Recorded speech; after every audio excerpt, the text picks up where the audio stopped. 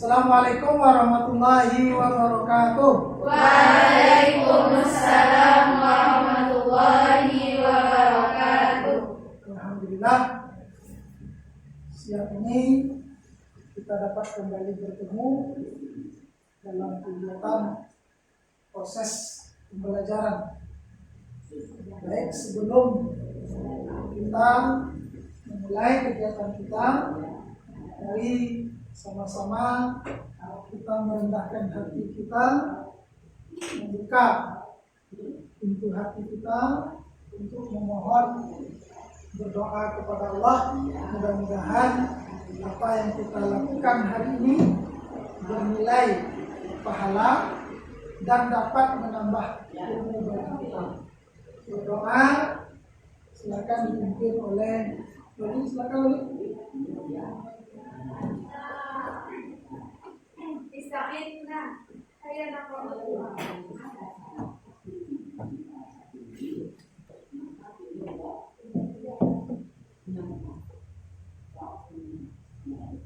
Terima kasih banyak.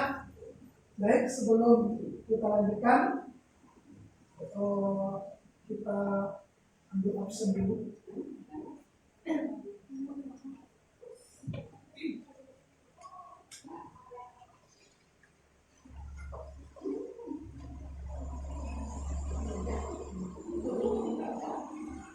Aisyah ada? Anissa Faira? Oke, Ayu? Oke, Dea? Mari. Fahimatul Amira? Hanifah Deni? Intan? Loli? Lufika? Nabila? Musi Sakir. Kemudian Nadia? Hadir? Najwa? Hadir? Naila? Rehadatul Aisyih? Sakir. Kemudian Salsabila? Siva? Alhamdulillah, dari 16 orang hadir 13. Mudah-mudahan teman-teman kita yang sakit diberikan kesembuhan oleh Allah Subhanahu wa taala. Amin.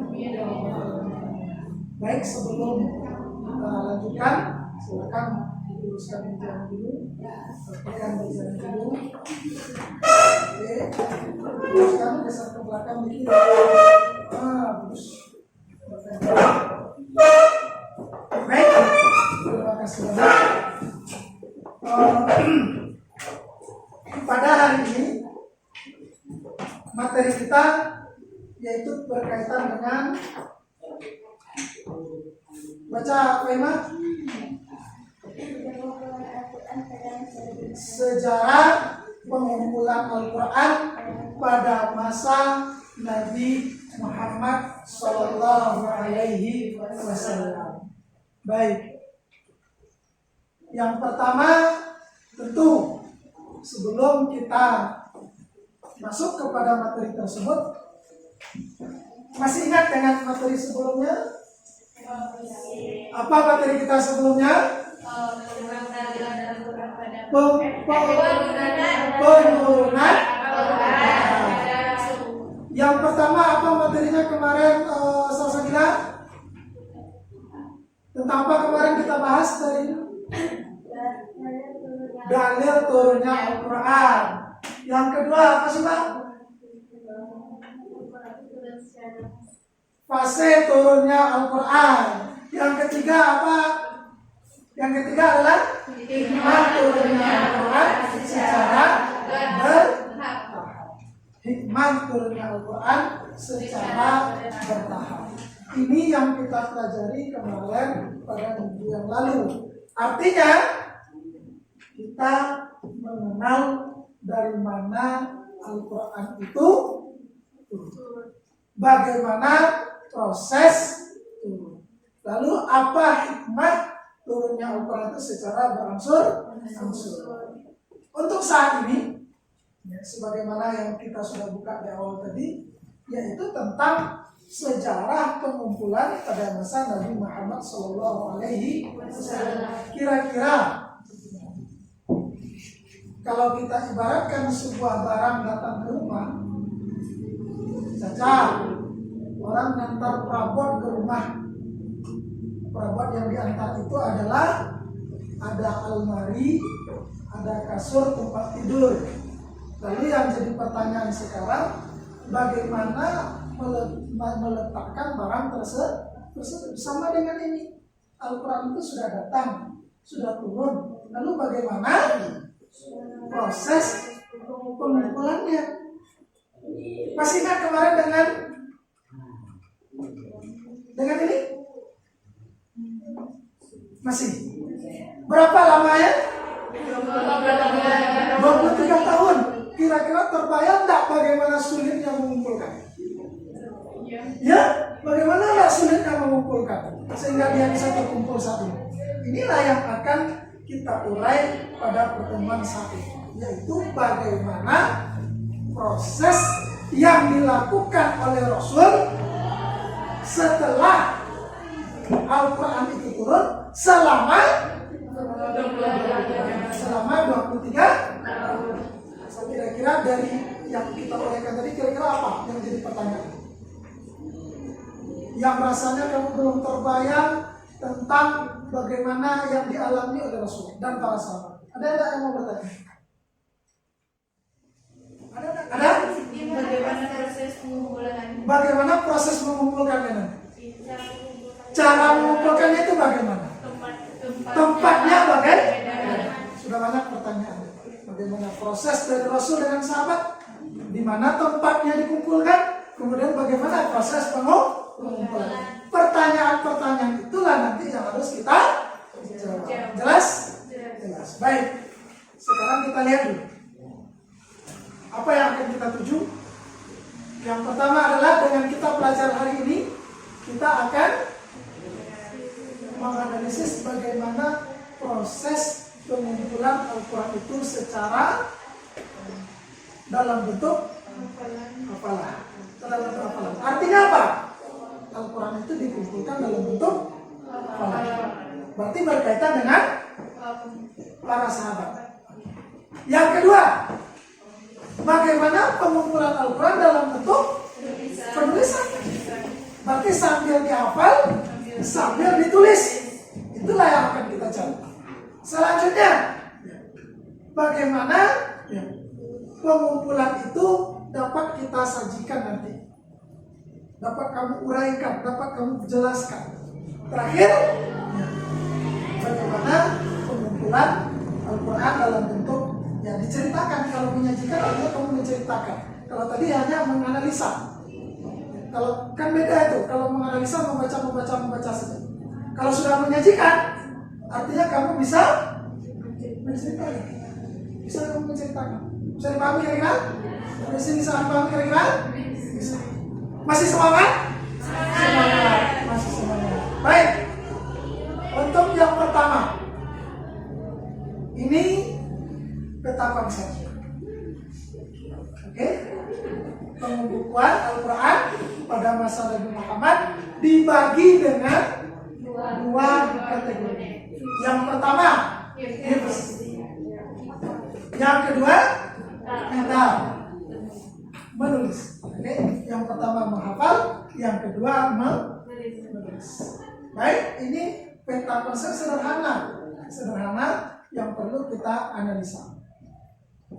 Baik, dari dua peta konsep tersebut kita mulai melihat kata yang akan kita sampaikan. Oke? Dari sini nanti yang pertama adalah Jam'ul Quran. Yang kedua adalah Kitabatul Quran. Yang ketiga adalah Tadwinul Quran. Bagaimana mengumpulkan Al-Quran, bagaimana menulis Al-Quran, dan bagaimana membukukan Al-Quran. Cukup jelas ya. Setelah turun dia apa langkah-langkahnya, apa teks-teksnya, apa langkah-langkah yang akan dilakukan. Sehingga dalam masa tadwin ini akan dibagi tiga. Zaman Nabi Muhammad, zaman Abu Bakar, dan zaman Umar bin Khattab. Utsman bin Affan. Siapa yang bilang Umar bin Khattab? Zaman Utsman bin Affan. Ini kita bagi dua. Kita hanya sampai di zaman Rasul Shallallahu Alaihi Wasallam.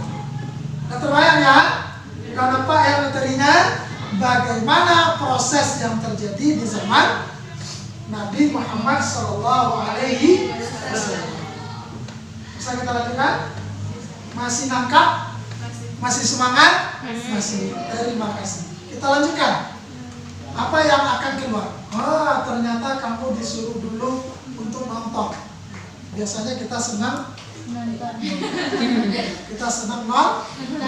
Baik, mari sama-sama kita saksikan.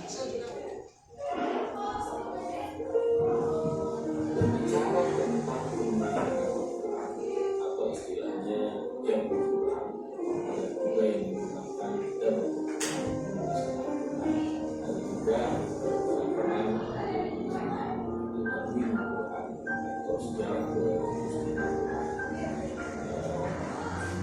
para ulama itu sepakat bahwa proses pemeliharaan Al-Quran itu terjadi dengan dua hal. Yang pertama adalah atau menghafal, dan yang kedua itu adalah tidak menuliskan. Jadi pemeliharaan Al-Quran pada masa Rasulullah dan pada masa setelah Rasulullah masuk ini dilakukan lewat yang pertama adalah menghafalkannya dan menuliskan. Penulisan Al-Quran terutama dilakukan secara ketat itu pada masa-masa proses itu pada masa Rasulullah SAW. Nah, karena jam Al-Quran dengan cara al-hifz dengan sesuai dengan surat Al-Qaidah yang Al-Qiyamah dan Al-Hijr Al-Qiyamah surat 75 ayat 13. Allah Subhanahu wa taala berfirman, "A'udzubillahi minasyaitonir rajim. Bismillahirrahmanirrahim. Inna 'alaina jam'ahu wa Qur'ana." Kata Allah, sesungguhnya atas kami mengumpulkan Al-Quran di dalam adalah menghafalnya. Al-Quran dan membuat pemahamannya. Faidah syarahnahu fattabi' Quran. Apabila kami selesai membacanya, kata Allah, maka ikutilah bacaan itu. Ini yang pertama. Yang kedua, seperti yang di surat Al-Hijr ayat 9, saya surat Al-Hijr ayat 9. A'udzubillahi minasyaitonir rajim. Inna nahnu nazzalna dzikra wa inna lahu lahafizun. Kata Allah, sesungguhnya kamilah yang telah menurunkan Al-Quran dan sesungguhnya kami benar-benar akan memeliharanya. Nah, memelihara di sini seperti yang tadi dijelaskan, itu konteksnya adalah al-hifz. Lalu selanjutnya berbicara tentang periodisasi komunikasi atau pemeliharaan Al-Quran yang dari sebelah di materi ini akan dibahas. Yang pertama adalah pada masa Rasulullah SAW. Lalu yang kedua, bagaimana proses pemeliharaan Al-Quran pada masa Al-Bakar pada masa harus pemeliharaan Rasulullah. Jadi yang kedua, bagaimana pemilihan Al-Quran pada masa Rasulullah pada waktu, dan yang keempat, bagaimana pemeliharaan atau komunikasi Al-Quran, sejarah komunikasi Al-Quran yang terjadi pada masa pasca atau Rasulullah. Nah, seperti yang saya jelaskan di video ini, kita akan membahas tentang bagaimana Al-Quran atau komunikasi Al-Quran pada masa Rasulullah SAW. Berbicara tentang periode pengumpulan dan penempatan pada masa Rasulullah SAW, itu tentu kita harus memahami bahwa pada masa Rasulullah SAW itu adalah masa proses pengumpulan.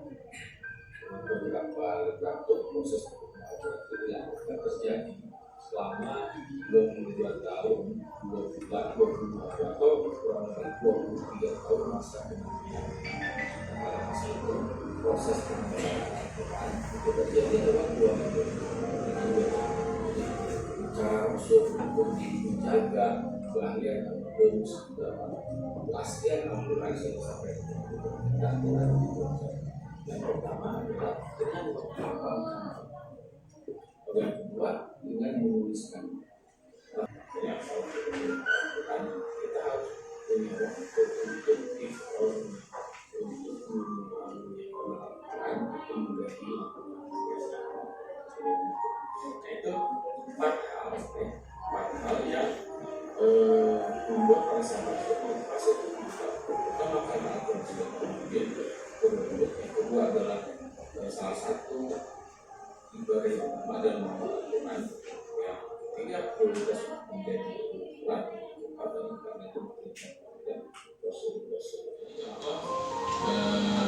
media-media yang digunakan pada masa Rasulullah untuk menulis Al-Quran. Ada yang dari ulang, ada yang dari ini contoh. Anda bayangkan ya, dan pada saat itu tulisan Al-Quran belum itu yang titik yang membedakan antara satu huruf dengan huruf yang lain, dan belum juga diberi sangkal atau diberi baris. Nah, satu huruf tidak ada huruf. Mulai itu ketika banyak orang-orang Arab yang masuk Islam dan banyak yang salah dalam bacaan itu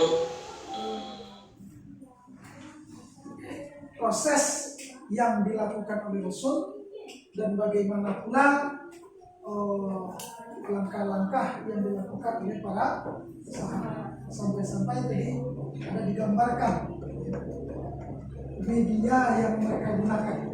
Terbayangkan kalau kita menggunakan kertas sebagus-bagus ini enak, gampang.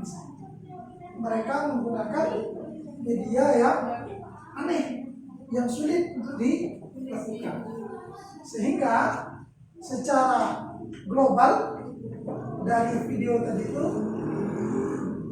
ini kira-kira yang dapat kita bayangkan. Pertama, pengumpulan tidak ada. Yang kedua, pengumpulan dalam bentuk tulisan. Tidak ada di mana? Tidak ada siapa? Ini orang. Ini orang.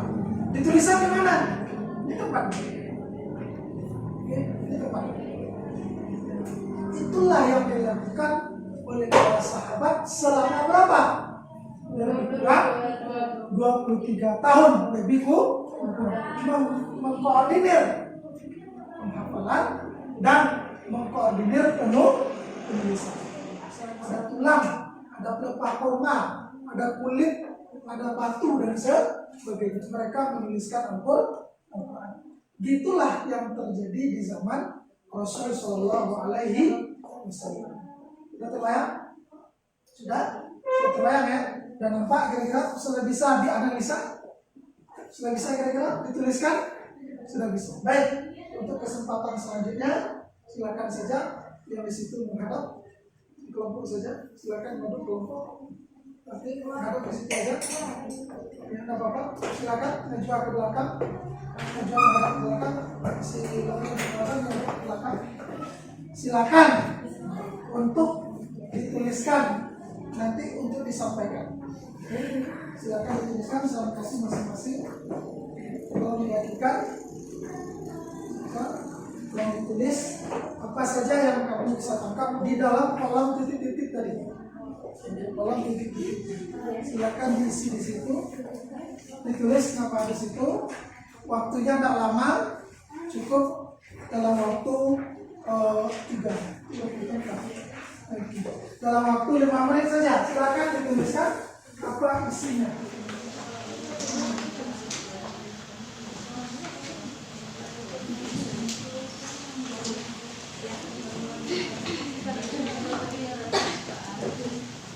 Silakan.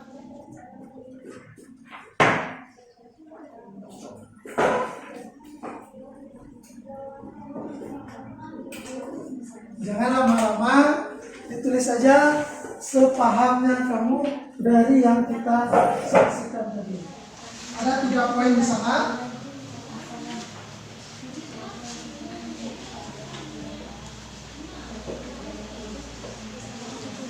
Silakan dituliskan apa materi yang tadi kita tangkap.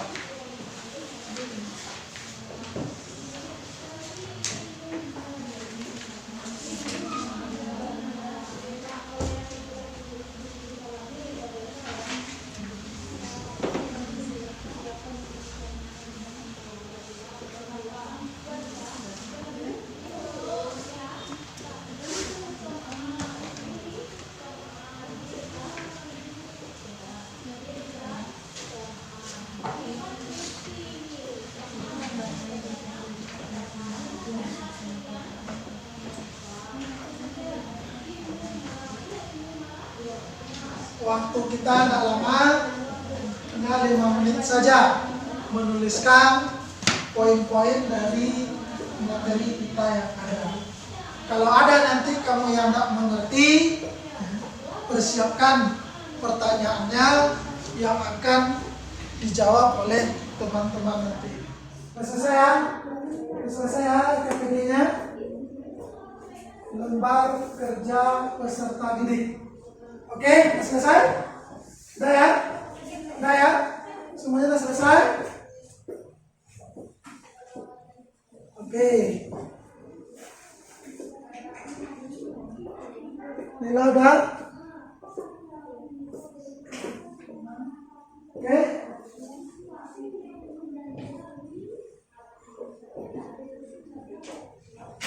Sudah, Aisyah? Sudah? Oke. Kita sampaikan hasil diskusinya di tempat masing-masing saja. Baik, yang pertama silakan kelompok di sini, Loli silakan ditunjuk salah seorang untuk menyampaikannya. Berdiri. Ya silakan berdiri Nela.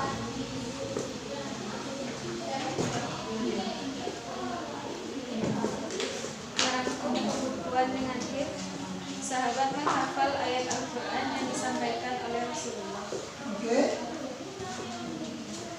Barangku pembukuan dengan kitabah, Al-Quran ditulis di berbagai media seperti kulit dan tulang hewan. Ada pertanyaan di sini yang lain? Ada yang mau nanya? Ada yang mau nanya? Nah, silakan coba ditanya. Silakan. Jika wahyu turun kepada Rasulullah, apakah wahyu langsung disampaikan kepada sahabat atau wahyu tidak? Nah, bagaimana? Apakah ketika wahyu itu turun langsung disampaikan kepada para sahabat atau dikasih jeda dulu? Allah memerintah Nabi menyampaikannya kepada sahabat. Secara langsung. Berarti langsung ya? Oke, ada tambahan? Atau ada sanggahan? Cukup. Silakan kelompok 1. Pengumpulan Al-Quran dalam bentuk Quran didukung dengan kuatnya daya ingat para sahabat. Oke. Banyak dari sahabat yang bertemu Oke. Terus? dan banyaknya yang menulis. Oke, terus. Makanya dipakai metode hafalan. Ada nggak yang mau tanya di sini? Bagus nih. Bahwa sahabat lebih cenderung mereka menghafal karena mereka buta huruf. Ada yang mau bertanya di situ? Hah? Nggak ada? Silakan. Nah, ayo. Yang maksudnya kapan dibaca atau gimana? Ah, silakan. Apakah yang dimaksud di situ buta hurufnya nggak bisa baca atau bagaimana? Silakan. Tidak bisa membaca. Tidak bisa membaca. Tidak bisa membaca. Ada sangkaan lain? Tidak bisa membaca dan menulis. Ini kan kalau tak bisa membaca kan otomatis tak bisa menulis. Tidak bisa membaca atau tidak bisa menulis. Silakan lanjutkan. Kelompok terempat.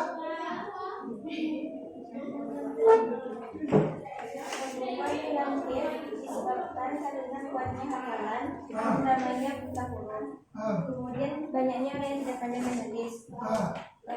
Dan dikumpulkan berdasarkan sunda dari 7 huruf menurut Imam Bukhari. Kelompok yang kedua, silakan dijelaskan dari awal sampai akhir. Dari yang tadi kita dengar, silakan berdiri. Assalamualaikum warahmatullahi wabarakatuh. Waalaikumsalam warahmatullahi wabarakatuh. Baiklah, saya akan menjelaskan isi dari pertanyaan ini. Yang pertama, merangkum pembukuan dengan hikmah.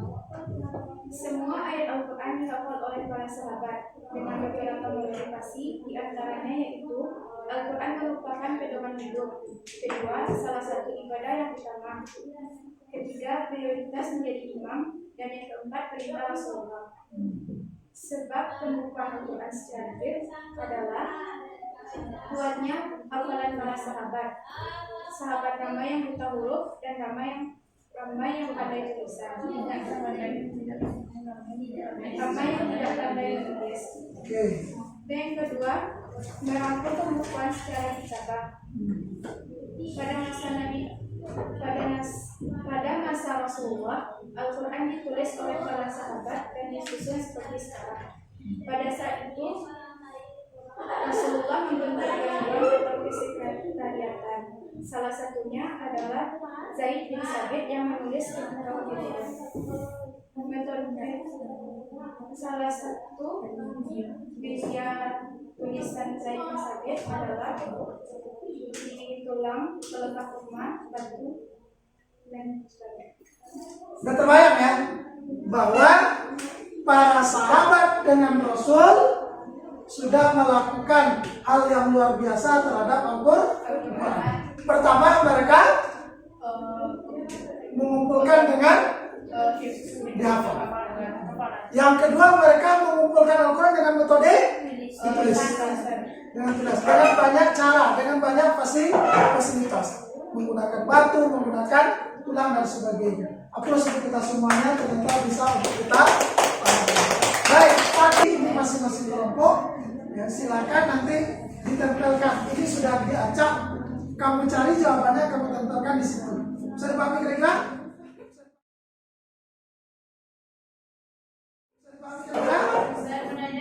Silakan. Pas saat kita latih mau sahabat yang menulis itu berarti udah mulai belajar untuk mengenal huruf. Karena yang ditunjuk itu untuk sekretaris Nabi itu adalah orang-orang yang memang sudah bisa tulis baca Al-Quran. Tetapi secara umum, sebahagian besar dari sahabat itu memang mereka tidak bisa tulis baca. Makanya metode yang mereka terima adalah fa'ilaqnahu fattabi' Qur'an. Misal, saya baca Bismillahirrahmanirrahim. Semuanya. Bismillahirrahmanirrahim. Alhamdulillahirabbil alamin. Semuanya. Alhamdulillah. Itu seperti disebut dengan metode ditalkinkan. Baik. Silakan. Bisa tulis, bisa apa? Bahkan yang orang-orang yang para sahabat yang ditunjuk oleh Nabi sebagai Diwanul Quran ini, mereka adalah orang-orang yang terdepan dalam masalah Al-Quran.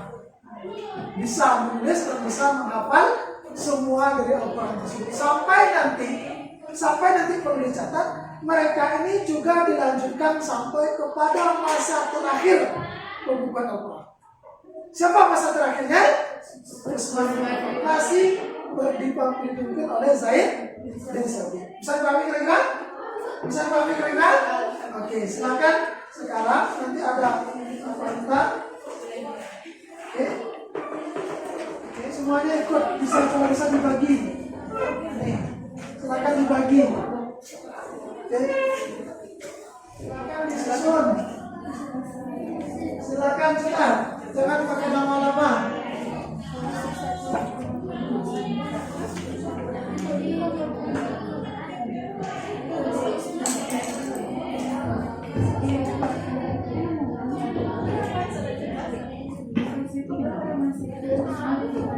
Hadisnya. Oke, silakan Bro.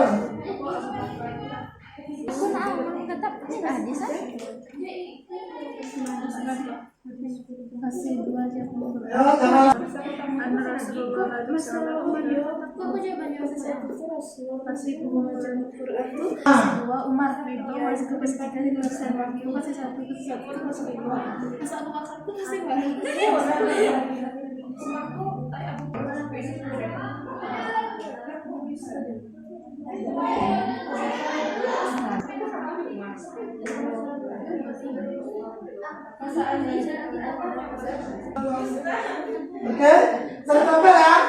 Kartunya dari tampil. Kalau udah selesai, ketika udah? Iya, selesai. Udah. Oke. Sekarang coba masing-masing ketua kelompoknya berdiri. Oke, yang baca tadi berdiri, pegang kartunya. pegang kartunya. Yo, menghadapkan ke depan. Lembar pertama dulu. Lembar pertama, silakan berdiri. Udah, silakan berdiri. Oke, berdiri aja di tempatnya, berdiri aja di tempatnya. Hadapkan ke depan. Hadapkan ke depan. Nah, berdiri hadapkan ke depan satu-satu. Lembar pertama. Lembar pertama, yang lain duduk. Oke? Untuk lembar pertama, siapa yang menjawab metode jam'ul Quran? Lawannya adalah jam'ul fis sudur wa jam'ul kitabah. 1, 2. Metode jam'ul Quran ada fis sudur dan kitabah ada? Benar? Benar, berarti semuanya betul. Oke. Yang kedua. Yang kedua adalah penulisan Al-Quran adalah pengertiannya. Proses penulisan Al-Quran dari wahyu yang diterima Nabi Muhammad SAW sehingga selesai. Ada yang ketemu di situ? Benar? Benar. Kedua? Benar tak? Apa yang balik? Berarti salah. Kelompok kedua? Benar? Ketiga? Salah juga. Yang ketiga, arti pengumpulan hafazahu. Nomor satu. Benar? Benar? Oke, nomor dua? Benar. Nomor tiga? Benar. Oke, semuanya benar. Lanjutkan. Yang keempat, kita mau ya? Oke. Kemudian tempat penulisan wahyu. Bisa apa? Coba baca. Tempat penulisan wahyu coba baca. Lawannya tempat ini betul. Betul. Kelempar Quran dan sebagainya. Sini juga betul. Selanjutnya ada hadis yang tak jelas itu. Apa tuh bunyinya? Ada yang pakai hadis? Putri? Hadis perintah Rasul untuk menulis Al-Quran. Sana betul? Betul. Selanjutnya, fase jam'ul Quran yang pertama. Semua jawab sama? Sama? Oke. Yang kedua, di sini letak permainan. Fase jam'ul Quran yang kedua. Fase yang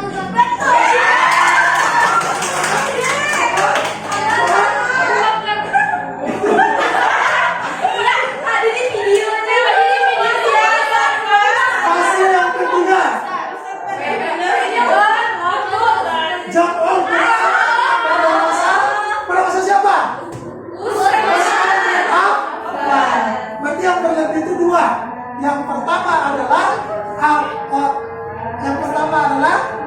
Umar bin Khattab dan Ali bin Abi Thalib.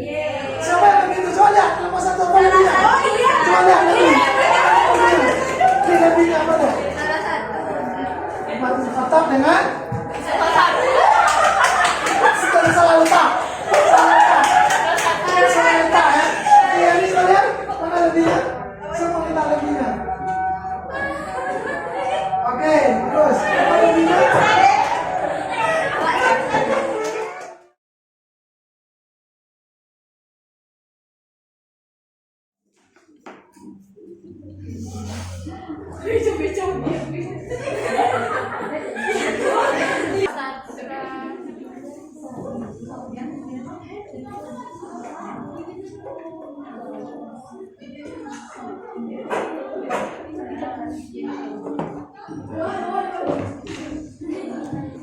Uraikanlah proses pengumpulan Al-Quran di zaman Rasulullah SAW menggunakan metode hafalan.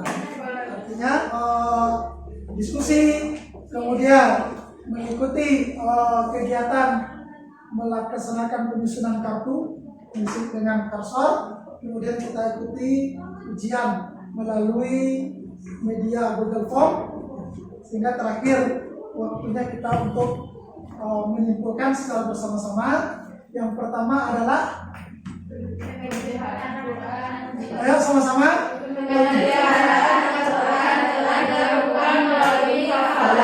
Artinya semua sahabat menghafal Quran.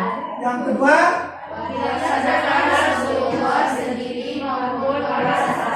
oke, menghafal itu dilaksanakan oleh Rasul secara sendiri dan juga oleh para sahabat. Selanjutnya,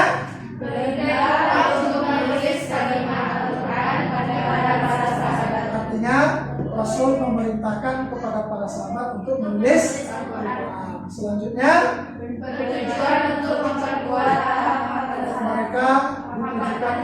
hafalan mereka. Itu kira-kira dengan metode yang ada saat sekarang ini, kira-kira mudah nggak kita untuk menyerap? Ada nggak kira-kira yang perlu kita tambahkan? Ada nggak yang perlu diusulkan lagi untuk perbaikan dalam belajar? Videonya untuk diperbaiki. Seperti yang lain? Dengan cara begini bisa dipahami tidak materinya?